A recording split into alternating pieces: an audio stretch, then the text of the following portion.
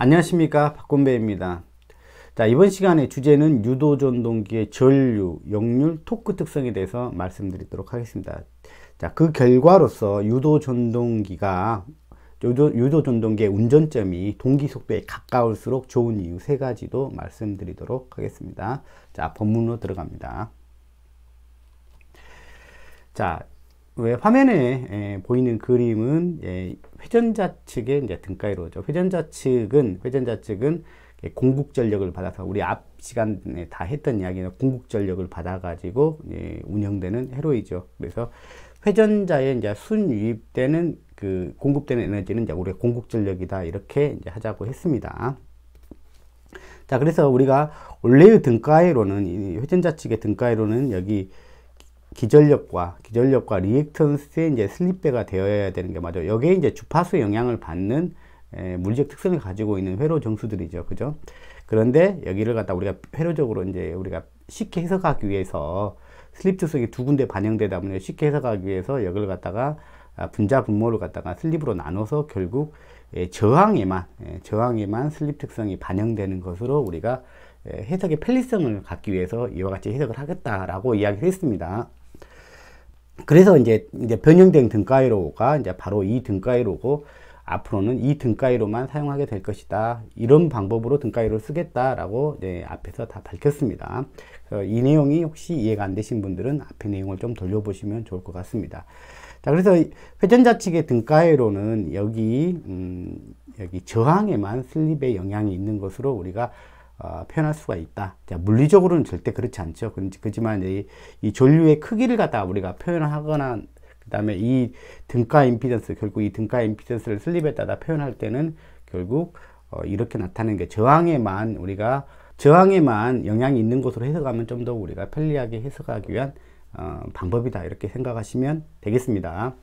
자, 그러면 이 슬립이 이제 이 기동부터서 이게 이제 변수죠. 슬립이 이제 1에서부터 0으로 갈 겁니다. 여기 이제 항상 이게 기동시라고 그랬죠. 기동 시점이 여기가 동기 속도 시점이 되죠. 기동에서 동기 속도까지 이제 진행할 때, 즉 속도가 점점 빨라질 때 이 전류는 어떻게 변할 것이냐, 그 다음에 여기 임피던스는 어떻게 변할 것이냐, 역률은 어떻게 변할 것이냐, 그 다음에 토크는 어떻게 변할 것이냐, 이거를 우리가 해석하기 위한 것입니다. 속도가 점점 빨라질 때, 정지해서 기동하는 순간부터, 그러니까 사실 이제 이런 관점이죠. 정지된 순간에서부터 전원을 투입하자마자 운전점에 도달할 때까지 전류하고 역률, 그 다음에 토크 특성에 대해서 우리가 관심이 있는 것이죠. 자, 그래서 이 슬립이 저항에만 하나만 있으면 우리가 해석하기 좀 용이하다, 그런 이야기가 되겠습니다. 자, 그래서 요걸 전류를 갖다 구하는 식을 갖다 써보면 I2는 전압에서 임피던스로 나누면 될 것입니다. 결국 여기는 그러면 이제 일정한 값이 되죠. 여기는 슬립의 영향이 없는 것으로 우리가 처리를 했으니까, 그러면 여기에만 분모인 여기 임피던스 부분에만 슬립의 그 변수가 들어가 있기 때문에 이 임피던스가 슬립에 따라서 어떻게 바뀌는지 이제 우리가 알아보면 좋을 것 같습니다. 그러면 이제 전류가 어떻게 슬립에 따라 바뀌는지 거꾸로 이제 표현할 수가 있겠네요. 자, 이것은 임피던스 삼각형을 이용해서 해석한 결과입니다. 자, 칠판에서 한번 설명을 한번 해보죠. 자, 임피던스 삼각형. 자, 우리가 전류식이 어떻게 됐죠? 전류식을 한번 써볼까요? I2는 E2에다가 R2의 슬립 플러스 X2 이렇게 됐었죠. 자, 이렇게 됐었죠. 자, 요겁니다. 자, 그러면 요걸 가지고 이제 결국은 이 전류의 크기를 알아보고 싶은 거죠. 슬립에 따라서. 자, 그러면 임피던스 삼각형을 하나 그려봅니다. 이렇게 한번 그려볼게요. 자, 이렇게 직각삼각형을 하나만 그리면 되죠. 여기가 세타가 되고, 이 세타는 임피던스 삼각형에서는 역률각, 임피던스각 이렇게 부르는 것이죠. 자, 여기가 이제 저항이고, 여기가 리액턴스고, 여기가 빗변이 우리가 임피던스인 삼각형이 임피던스 삼각형이라고 부르는 것이죠. 그럼 여기다가 저항 텀을 써보면은 여기다 S분의 R2 이렇게 쓰면 되죠. 그 다음에 여기는 X2, 그 다음에 여기가 이제 이거의 합성치죠. 임피던스 이렇게 부르면 되겠네요. 자, 지금 현재 임피던스 삼각형이 이와 같이 되어 있습니다. 그럴 때 여기가 이제 슬립을 갖다가 한번 우리가 변경을 해봐야죠. 여기를 갖다가 S는 1에서부터 이게 이제 정지시죠. 정지시에서부터 쭉 이제 회전 속도를 갖다 증가를 시켜가지고 회전 속도를 갖다 계속 증가시켜가지고 동기 속도까지 정지시에서부터 동기 속도까지 나타내 보면 되죠. 자, 나머지들은 이 X2는 지금 슬립의 영향이 없는 것으로 우리가 해석하자고 이제 했기 때문에 얘 값만 바뀐 거, 여기에 분모 값만 바뀌는 거죠. 자, 처음에 1을 넣어봅니다. 1을 넣으면 R2가 어떤 값을 가질 때 1을 넣어보면 이때의 삼각형이 이와 같다고 해봅니다. 자, 그리고 나서 이제 기동이 됐습니다. 이제 기동이 시작됐습니다. 그러면은 이제 이게 점점 속도가 빨라진다. 그러면 이렇게 진행을 하는 거죠. 이렇게 진행하는. 즉, 슬립은 1보다 작아지게 되는 거죠. 0으로 진행하니까 0.9, 0.8, 0.7, 0.6 이렇게 두두두두 적어지다가 여기까지 동기 속도까지 도달한다고 이제 가정을 한번 해봅니다. 자, 그럴 때 여기 크기는 이게 길이가 크기가 되기 때문에 여기에 길이가 그 속도가 점점 빨라질수록 여기 길이는 점점 커지게 되죠. 여기 길이는 저항성분의 길이는 점점 커지게 되죠. 왜냐?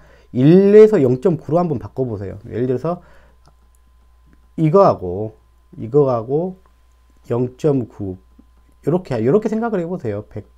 0.8 어떻게 됩니까? 이게 점점 커지죠. 이렇게 점점 커지게 되죠. 그러니까 요 길이만 점점 커지고 여기는 영향이 없으니까 지금 이렇게 된다는 뜻이죠. 자, 이렇게 된다. 이런 식으로 삼각형이 바뀌어간다는 이야기죠.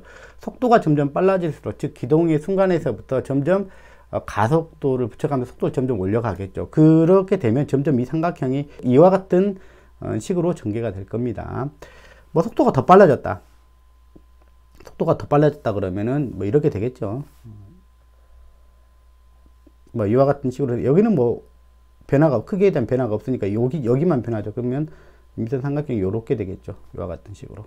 자, 쭉 이제 이렇게 바뀔 건데, 자, 그러다가 이렇게 쭉 이렇게 진행할 거예요. 그러다가 이제 만약에 이제 동기 속도에 도달을 했다. 그러면 어떻게 되겠습니까? 이 임피던스 삼각형은 이제 이와 같이 될 것입니다.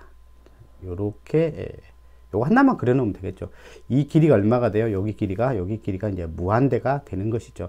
여기 길이가 지금 이 저항 부분이죠. 저항 부분의 길이가 무한대가 되면 여기 길이는 리액턴스 길이는 유한한 길이기 때문에 의미가 없는 길이죠. 그래서 그냥 이것만 표현해도 되죠. 임피던스도 결국 여기가 무한대다 이렇게 표현할 수가 있을 것입니다. 자, 그러면 우리가 이제 두 가지를 여기서 한번 체크를 해봅니다. 자, 슬립이 점점 감소할수록, 즉 속도가 점점 증가할수록요. 이렇게 써보죠. 자, 유도전동기의 회전자예요. 회전자의 속도가 회전 속도예요. 여기서 당연히.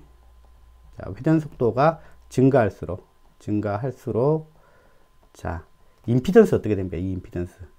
이 길이가 크기를 갖다가 의미하는 겁니다. 자, 임피던스 어떻게 됩니까? 자, 임피던스는 점점 커집니까? 작아집니까? 증가한다. 자, 그리고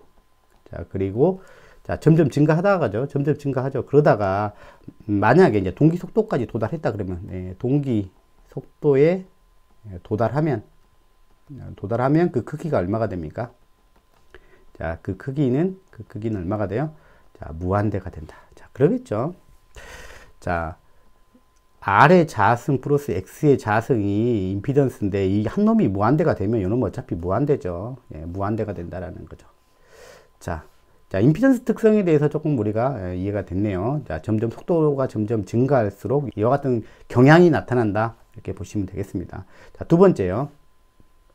똑같이요. 회전 속도가 증가할수록 역률은 어떻게 되겠어요? 역률.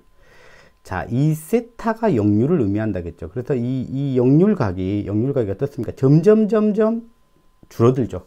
역률각이 점점 줄어들죠. 세타가 점점. 그러다가 여기 동기 속도가 되면 이 세타는 얼마가 됩니까? 이 세타는 0도가 되죠. 자, 이렇게 됩니다. 그러면 역률은 어떻게 될까?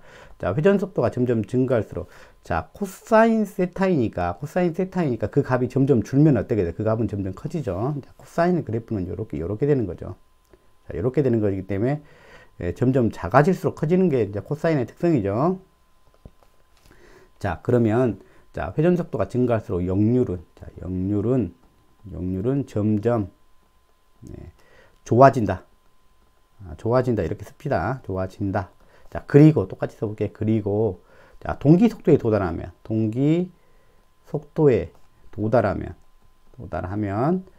자, 그 크기는 얼마가 됩니까? 자, 코사인 0도에는 1이 됩니다. 그죠? 그 크기는 1이 되죠. 자, 1이 된다.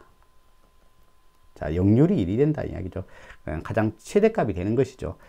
자, 이렇게 우리가 이 간단하게 이 임피던스 삼각형, 즉 우리가 해석을 갖다가 저항에다만 여기다가 그 넣어놓고 슬립 조건을 갖다가 슬립의 특성이 영향을 받는 것으로만 해놓고 해석을 하니까 해석이 정말 편리하게 해석이 되는 거 맞죠, 그죠? 자, 이걸 노려서 요같이 바꿔서 해석한 겁니다.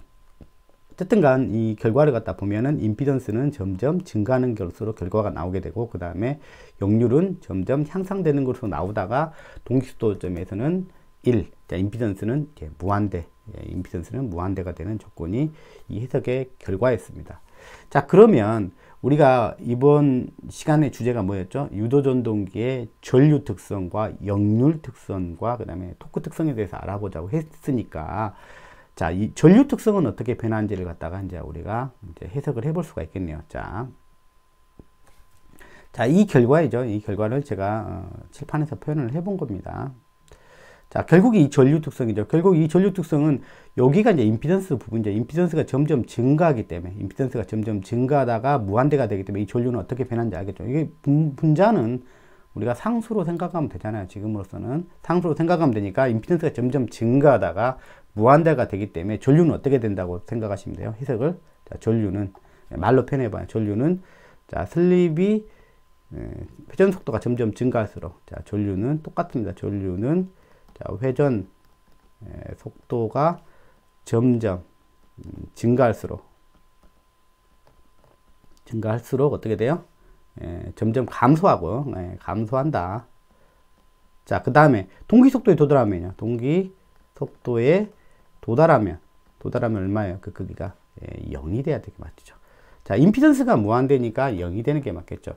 그러니까 이제 이 전류는 결국 아까 표현했던 임피던스가 어떻게 변했느냐에 따라, 그 속도가 증가함에 따라 어떻게 변했느냐에 따라 그 경향에 따라서 이제 나타난 것이 이거죠. 그래서 회전자의 이 전류, 지금 이게 이제 고정자의 전류로 이제 같이 반영이 되겠죠. 비례해서 반영이 되겠죠. 즉, 유도전동기의 이 전류는 결국 이렇게 해석한단 말입니다. 유도전동기의 등가의 임피던스가 슬립에 따라서, 즉 회전 속도에 어떻게 변하는지에 따라서 이렇게 결국 해석을 하고 있다. 그러니까 기동 시점의 임피던스가 등가 임피던스죠. 등가하는 임피던스죠. 결국 등가 임피던스가 가장 낮은 것이죠. 가장 낮은 거죠. 그러니까 결국 이 전류 입장에서 어떻단 이야기예요? 가장 큰 전류가 나타난다라고 보시면 되겠죠. 그리고 나서 이 등가 임피던스는 회전 속도가 점점 증가함에 따라서 결국 이 등가 임피던스는 점점 증가하게 된다. 결국 이 전류를 갖다가 회전 속도가 점점 빨라질수록 점점 감소하는 특성이 나타난다. 자, 그래서 우리가 소위 말하면 처음에 우리가 기동하는 시점에서는 어떤 전류가 흐른다면 우리가 기동전류가 이제 흐른다라고 이야기를 하잖아요. 기동전류는 그 스위치를 갖다 투입하는 그 순간에 나타나는 그 가장 큰 전류죠. 그러니까 등가 임피던스가 가장 낮은 상태를 여기서는 의미하는 거죠. 그래서 기동전류는 이제 우리가 크게 나타나는 것. 즉, 여기는 낮은 임피던스가 낮은 임피던스에 의해서 단락된 회로니까 우리가 소위 말하면 이렇게 생각하면 돼요. 전원을 투입하자마자 단락 회로에다가 전원을 투입하는 거나 똑같기 때문에 처음 흐르는 전류는 기동전류라고 말하지만 그냥 단락 전류라고 말하는 게 편하겠죠. 그러니까 당연히 낮은 임피던스, 그 단락 임피던스에 의해서 나타나는 낮은 임피던스에 의한 큰 전류가 흐른다. 그러다가 이제 회전 속도가 점점 증가할수록 요게 이제 점점 증가한다고 우리 해석을 하고 있죠. 등가 임피던스는 점점 커지기 때문에 그 전류는 점점 줄다가 결국 얼마가 된다? 0이 된다. 이렇게 이제 해석을 하는 것입니다. 자, 그러면 이 상황을 갖다가 우리가 그래프로 표현해 보면 이런 상황으로 표현할 수가 있을 것입니다. 자, 여기는 슬립입니다. 자, 슬립이 슬립이 1에서 여기죠. 1에서 이제 0으로 가죠. 여기가 이제 이게 항상 우리가 이게 기동시라고 보셔야 돼요. 기동시, 여기가 동기속도. 자, 점점 속도가 지금 빨라지고 있는 상황이다. 자, 그럴 때 전류는 가장 기동하는 그 순간에 가장 큰 전류가 흐르고, 이때가 이제 등가 임피던스가 가장 작은 상태. 즉, 회로적으로 보면 그냥 단락되어 있는 상태, 단락 전류가 흐르는 상황이다. 이렇게 생각하시면 돼요. 그래서 이걸 갖다 우리가 기동 전류라고 이야기를 하죠. 속도가 증가할수록 등가 임피던스가 점점 증가를 하게 돼요. 등가 임피던스가 점점 증가하게 되면서 결국 동기 속도의 점에 도달하게 되면 등가 임피던스가 이제 무한대가 나타나죠. 무한대가 되니까 결국 전류는 0이 되더라. 이런 것입니다. 우리가 미리 그 물리적으로도 공부했듯이 요 점에서는 전류가 무조건 0이 돼야 돼요. 여기서부터가 동기 속도가 되면 슬립이 우리가 0이 되는 상황이기 때문에 이 전류는 바로 사라져야 됩니다. 이 전류가 사라지자마자 뭣도 같이 사라져야 돼요? 토크도 같이 사라진다. 우리가 앞에서 이야기했던 상황입니다. 이 해석의 결과랑 우리가 물리적으로 봤던 그 결과를 이렇게 간단한 해석을 통해서 동일하게 한번 맞춰보는 것입니다. 그 다음에 역률은 어떻게 되겠습니까? 역률은. 자, 역률은 속도가 점점 증가할수록, 그죠? 네, 속도가 점점 증가할수록, 슬립은 점점 감소할수록 역률은 점점 좋아진다고 그랬어요. 점점 좋아지다가 동기 속도에 도달하면 그 값이 1이 된다. 역률이 1이 된다. 자, 이렇게 우리가 앞의 결과를 갖다가 해석을 했습니다. 자, 그래서 그걸 갖다가 실제로 나타내 보니 이와 같은 모형으로 나타나더라. 이겁니다. 자, 그러면 우리는 회전자측 회로의 해석만 가지고도 어떤 패턴을 알 수 있었냐면 전류가 어떤 특성으로 나타나는지, 그 다음에 역률이 어떤 특성으로 변해 가는지 우리가 예측해 볼 수가 있었습니다. 자, 그러면 마지막으로 토크 특성은 어떻게 나타날 것인지에 대한 관심이 이제 크죠. 자, 그러면 토크 특성이 어떻게 되는지 이제 알아보도록 하겠습니다. 우리가 이제 전동기라고 하는 것은, 이제 전기적 에너지를 갖다가 이제 기계적 에너지로 바꾸는 거죠. 네, 기계적 에너지로 바꾸는 변환 장치라고 보시면 되죠. 그 토크 특성은 바로 이 특성이 되겠습니다. 이 기계적인 에너지가 바로 우리가 말하는 토크 특성에 이제 바로 연관된 특성일 텐데, 이것은 우리가 알듯이 유효한 일입니다. 유효한 일이기 때문에 양으로서는 누가 넘어온 거냐면 유효 전력이 넘어온 거죠.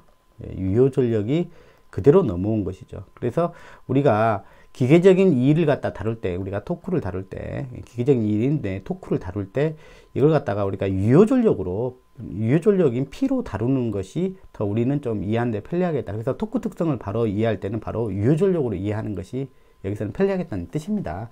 그러면 우리가 유효 전력은 전류 안에서 우리가 볼 수 있다고 했는데, 우리가 예를 들어서 전압과 전류 관계가 이렇게 있다고 쳐봐요. 만약에 전류가 이렇게 흐르고 있다 그러면은 이제 부하로 지금 들어가고 있는, 즉 전동으로 들어가고 있는 전류가 요와 같은 전류다 그러면은 역률각이 세타라고 치고요. 그러면 여기는 이 전류를 갖다 두 가지 성분으로 나눌 수가 있다고 그랬죠. 이 성분하고 이 성분이죠. 자, 그러면 여기는 뭐가 되냐면 전류의 사인 성분이 되는 거고요. 이것은 전류의 코사인 성분이 되는 것입니다. 그 중에서 이 전류 중에서 어떤 성분이 이 유효한 성분이냐 우리가 본다 그러면은 당연히 코사인 성분이다. 코사인 성분. 제가 항상 이야기를 했죠. 우리가 P상분에 대한 코사인 성분이 유효한 성분이고 P상 성분에 대한 사인 성분이 이제 무효분이 되는 거죠. 여기다가 단순하게 전압만 곱해보면 어떻게 돼요? 이 전압만. 전압은 우리가 다룬 시스템에서는 상수로 취급하면 되죠. VI 코사인 세타. 그냥 바로 P가 되죠. 여기다 V만 곱해보면 어떻게 돼요? Q가 된다고 그랬죠. 그래서 전류의 코사인 성분이 결국은 뭐가 되냐면 이 유효 전력에 비례하는 성분이 되죠. 즉 이거의 전류의 코사인 성분이 유효 전력에 비례하는 성분이 되니까 결국 이 양이 넘어오니까 요 I의 코사인 성분이 결국 뭐가 되냐면 토크 성분의 경향이 된다. 경향으로 나타난다. 여기다 뭐 탕수만 처리해서 붙이면 되니까 어떤 우리가 패턴의 모양을 갖다가 이해하는 데는 전혀 문제가 없을 것입니다. 그래서 전류의 코사인 세타가 곱해진 양이 이제 토크 특성으로 나타나게 될 것이다 라는 것입니다. 자, 그러면 이걸 가지고 한번 우리가 토크 특성을 나타내 보도록 하겠습니다. 그렇다면 이 토크는 전류의 코사인 세타에 비례하는 값으로 우리가 이해를 했다 그러면은 우리가 토크 특성을 바로 이제 그려볼 수가 있겠네요. 자, 한번 그려보도록 합니다. 자, 슬립이 이제 이럴 때, 여기가 이제 우리가 한자 정지시. 자, 여러분들 익숙하라고 계속 써드리는 겁니다. 이게 이제 동기속도 지점입니다. 이건 동기속도. 자, 여기다가 축을 하나 더 그려볼게요. Y축을. 여기는 이제 역률이라고 하고, 이거는 이제 전류라고 하겠습니다. 자, 전류는 기동 시점에 가장 컸죠. 기동 시점에 가장 크고, 이제 점점 줄어들 겁니다. 점점 줄어들다가 이제 급격히 줄어들다가 이제 0이 되는 거죠. 이와 같은 특성이 이제 전류 특성입니다. 자, 그 다음에 역률은요. 역률은 점점 어떻게 돼요? 점점 증가하죠. 점점 증가하다가 이제 동기 속도점에서 이제 1이 됐습니다. 여기가 이제 1이 됩니다. 자, 이런 특성이 있었습니다. 이게 이제 역률입니다. 그러면 우리가 전류하고 역률에 대한 특성이 다 나왔으니까 토크 특성은 이 두 개를 갖다 곱한 값하고 비례한 값으로 나타나기 때문에 여기서 바로 나타낼 수가 있습니다. 자, I하고 코사인 세타를 계속 이렇게 같은 슬립에 대해서 계속 곱해가면 되죠. 그러면은 이런 커브가 나올 것 같습니다. 자, 여기가 첫 번째 값이라고 할게요. 자, 그러면은 코사인 세타, 즉 역률이 좀 올라가는 상승이 얘가 전류가 떨어지는 것보다는 좀 가파르죠. 그래서 약간 상향 곡선으로 가게 됩니다. 이렇게 가다가 여기가 좀 더 좀 가파르게 상승하죠. 얘가 떨어지는 것보다. 그래서 좀 상승을 좀 많이 합니다. 그러다가 전류가 동기속도 근처에 가면 갑자기 이제 급격하게 저하된 특성이 나타나죠. 그러다가 이제 동기속도에 도달하게 되면 정확하게 토크는 0이 되게 될 것입니다. 이렇게 해서 토크 곡선의 계략적인 어떤 모양들을 이렇게 유추할 수가 있습니다. 어떻게 나타나게 될 것인지에 대해서 우리가 표현할 수가 있습니다. 자, 이렇게 나타내니까 우리가 토크 특성 급을 갖다가 그리는 것이 그렇게 어렵지 않죠. 자, 이 방법이 제가 이제 제안드리는 이제 전류하고 역률하고 토크 특성을 여러분들이 이해하는 제가 방법으로 여러분들을 제시하고 싶습니다. 여러분들이 이걸 갖다가 항상 기억하고 계시다가 뭐 전류 특성이 어떻게 될 건지, 그 다음에 역률 특성이 어떻게 될 건지, 토크 특성이 어떻게 될 것인지 볼 때는 이렇게 계략적으로 회전자 회로만 가지고 이 특성을 갖다가 이렇게 해석하면 좋겠다라는 것입니다. 자, 그러면 그 결과를 갖다가 한번 보도록 합니다. 자, 제가 칠판에서 그렸던 그 그림이 그대로 여기에 그려져 있습니다. 그러면 우리가 이 시간에는 요거를 직접 한번 작도를 메스케드 가서 한번 해보도록 하겠습니다. 그러니까 요게 제가 그렸던 그림이, 제가 이렇게 계략적으로 이렇게 나타날 거라고 했던 그림이 실제로 이렇게 나타났는지 여러분도 한번 확인을 해보라는 그런 뜻입니다. 그래서 요거를 하나의 제가 예제를 갖다가 그 메스케드 상에서 어떻게 되는지 직접 한번 플라팅을 한번 해보도록 하겠습니다. 자, 메스케드로 왔습니다. 자, 이게 회전자 측 등가회로만 나타내는 거죠. 150V, E2가 150V고, 여기가 이제 R2분의 S, 여기가 이제 X2 이거죠. 그래서 이제 전류는 어떻게 나타나게 될 거고, 이게 슬립이 점점 감소할수록, 즉 속도가 점점 증가할수록 이제 이 I2가 어떻게 될 것이며, 역률은 어떻게 될 것이며, 그 다음에 토크 곡선은 어떻게 될 것인지 한번 요 예제를 가지고 한번 직접 이 값을 넣어서 직접 한번 플라팅을 한번 해보도록 하겠습니다. 자, 먼저 요 입력값을 한번 넣어보죠. 자, E2. 자, E2는 150V죠. 150V고, 그 다음에 R2 저항은 0.1 오hm. 그 다음에 X2는 0.54. 여기서는 이제 크기만 사용할 거기 때문에 그냥 I는 안 쓰겠습니다. 0.54 오hm. 자, 그 다음에 슬립은 우리가 0에서부터 그 간격은 한 0.001 정도 보고, 그 다음에 어디까지 볼 거냐면 1까지죠. 1까지. 자, 1까지 우리가 그래프를 직접 한번 그려보도록 할 겁니다. 자, 그러면 이제 여기서 이 전류, 슬립의 함수죠. 이 전류가 슬립에 따라서 어떻게 변하는지 한번 함수식으로 한번 써보도록 합니다. 여기는 오음의 법칙 그대로 쓰면 되죠. E2 여기다 크기로만 할 거기 때문에 여기는 자 루트 R2에 요거에 이제 자승이 되죠. 자승이 되고, 그 다음에 플러스 요게 이제 크기로만 나타나면 여기 이거죠. 그 다음에 X2의 자승 이렇게 하면 되죠. X2의 자승 이렇게 하면 되겠네요. 자, 이렇게 하면 전류에 대한 식이 나왔네요. 자, 그 다음에 역률은 어떻게 될까요? 역률은 이렇게 되겠죠.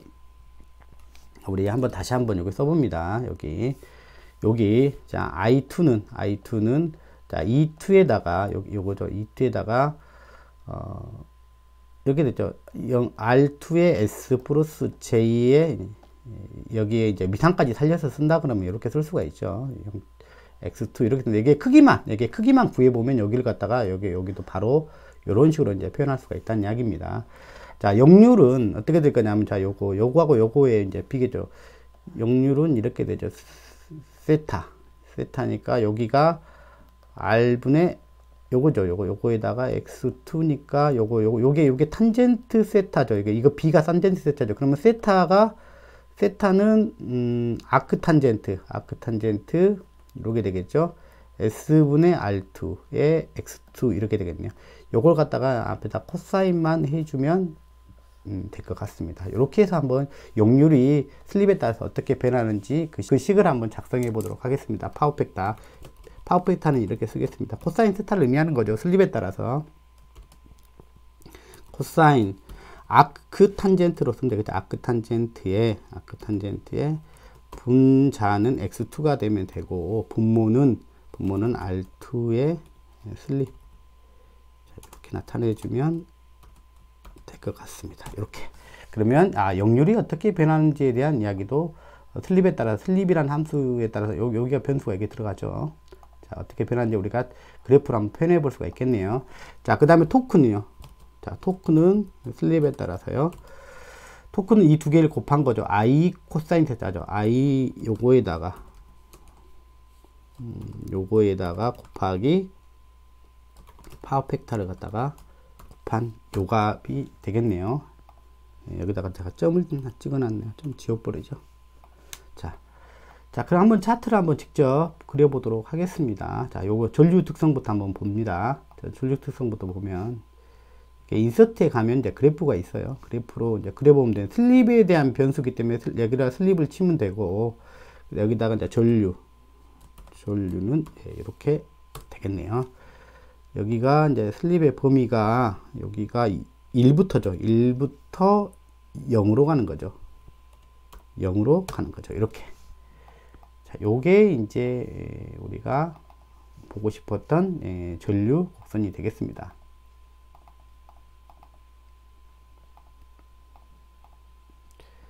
자, 이렇게.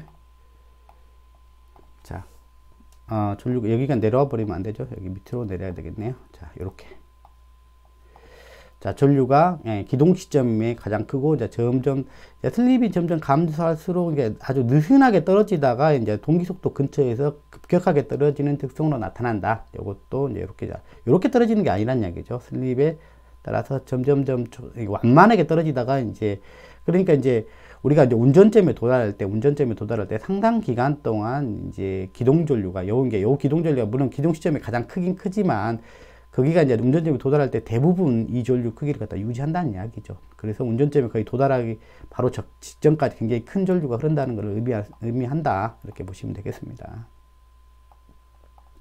자, 그 다음에 역률에 대해서 알아보겠습니다. 역률도 한번 그려보죠. 똑같이 역률도 넣어봅니다. 여기다가 슬립 안 들어가는 슬립이고 여기가 역률은 파워팩타로 썼죠. 파워팩타. 자, 이렇게 썼죠. 자, 역률에 대한 그래프입니다. 역률에 대한 그래프고요. 자, 여기 범위를 여기는 1에서부터 0으로 하면 되겠죠. 0으로 하면 우리가 아까 나타냈던 그 그래프랑 모양이 비슷하게 됐네요. 그죠? 네. 우리가 이제 모양을 머릿속에 이제 그려야 되거든요. 어떤 식으로 슬립이 증가할 때마다 요 모양을 갖다 우리가 머릿속에서 늘 상상하면서 이야기를 하는 게 맞고, 전류도 이 모양을 상상하면서 우리가 이야기를 하는 게 맞다는 이야기입니다. 그래서 우리가 이 식으로 이해하는 것보다는 이렇게 이 그림으로 이해를 하는 게 좋겠네요. 점점 속도가 빨라질수록 전류는 이런 모양, 역률은 이런 모양, 그 다음에 동기 속도에서는 정확하게 역률이 1이 되는 그런 상태가 되겠네요. 자, 그럼 여기다가 토크 곡선까지 한번 나타내 보도록 하겠습니다. 토크 곡선이요. 자, 여기다가 그래프를 하나 더 만들어 보죠. 이 두 개를 갖다 곱한 요거죠. 요거를 한번 만들어 보겠습니다. 슬립, 그 다음에 여기가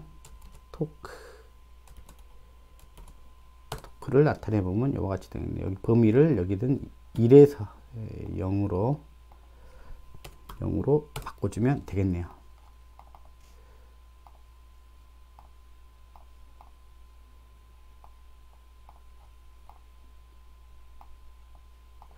자, 어떻습니까? 아까 우리가 손으로 대충 그렸던 그림하고 직접 한번 예를 통해서 그려본 그림하고는 완전히 뭐 모양 자체가 일치하죠. 지금 우리는 뭘 볼 거냐면 정확한 값이 아니라 어떤 패턴으로 나타나는지, 점점 속도가 빨라질수록 토크는 어떤 성향으로 나타나고, 그 다음에 전류는 어떤 성향으로 나타나고, 용률은 어떤 성향으로 나타나는지, 그거를 여기서는 공부하는 것입니다.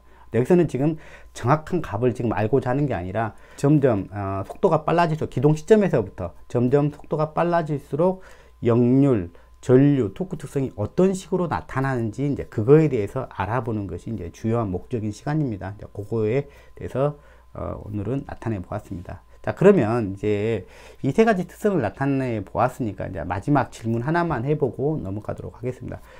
그러면 우리가 운전점을 동기 속도에 가까이 두면 둘수록 이제 좋은 이유, 이제 세 가지를 갖다가 이야기를 하고 싶습니다. 자, 부하를 갖다 이제 한번 여기다가 표현을 한번 해보도록 하겠습니다. 어떤 부하가 있는데, 이게 회전자 축에 물려 있는 부하가 결국 이제 그 돌아가지 못하도록 이제 억제하는, 이제 반향하는 그런 토크가 되겠죠. 그게 부하가, 그게 이제 유도 전동 입장에서는 부하가 되겠죠. 부하 토크가 바로 이제 이와 같다라고 이제 생각을 한번 하시고 보면, 발생한 토크가 유도 전동에 발생한 토크가 부하 토크보다 크면 당연히 이제 비틀어 낼 겁니다. 즉 기동을 시킬 겁니다. 점점 이제 가속을 붙여 나가겠죠.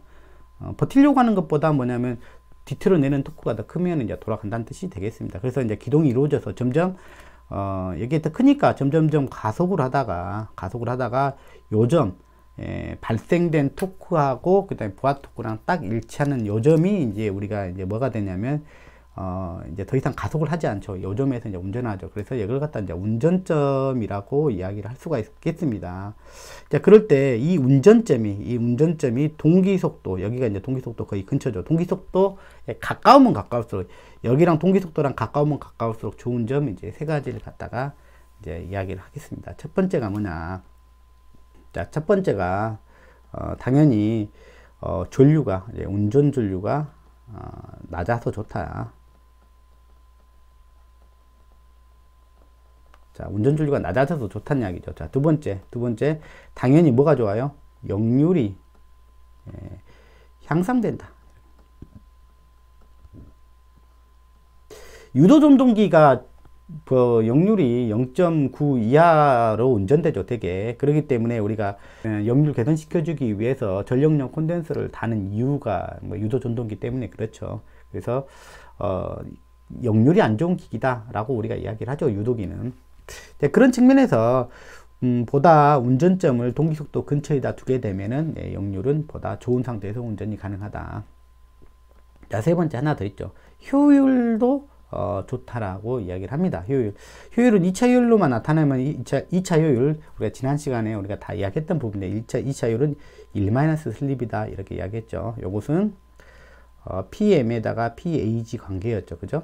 이 두 개의 관계였으니까 1- 슬립이라는 것을 바로 우리가 뽑아낼 수가 있죠. 여기서는 이제 뭐 기계적인 손실, 풍선, 그 다음에 마찰선 이런 것들이 이제 배제된 그런 그 값이죠. 2차 이상 효율이라고 보시면 됩니다.